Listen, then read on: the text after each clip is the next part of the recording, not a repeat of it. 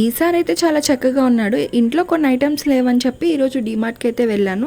ఎప్పుడు డీమార్ట్కి వెళ్ళినా గోల్ చేస్తూ ఉంటాడు. ఈసారి మాత్రం చాలా సైలెంట్గా ఉన్నాడు. నేనే షాక్ అయ్యాను, ఏంటి వీడు ఇంత సైలెంట్గా ఉన్నాడని. షాపింగ్కి వెళ్ళామంటే 1 అవర్లో ఎక్కడ షాపింగ్ అయిపోద్దండి. కనీసం 2-3 అవర్స్ అయినా షాపింగ్కి టైం పడుతుంది. 2 అవర్స్ షాపింగ్ చేయడానికి అయితే 1 అవర్ బిల్లింగ్ కౌంటర్ దగ్గరే టైం పడుతుంది.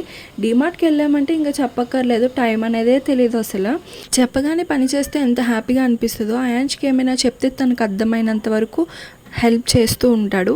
డీమార్ట్ నుంచి తీసుకొచ్చిన బ్యాగ్ని తీసుకురా, అందులో ఉన్న ఐటమ్స్ అన్నీ కూడా బయట పెట్టు అని చెప్పాను. ఇంకా బ్యాగ్ లాక్కొచ్చి అందులో ఐటమ్స్ అన్నీ కూడా వాడు అరేంజ్ చేస్తున్నాడు. వాడు ఏజ్ 2 years, అంత పెద్ద బ్యాగ్ లాక్కొచ్చి అన్ని ఐటమ్స్ నీట్గా అరేంజ్ చేశాడు. నాకే చాలా హ్యాపీ అనిపించింది.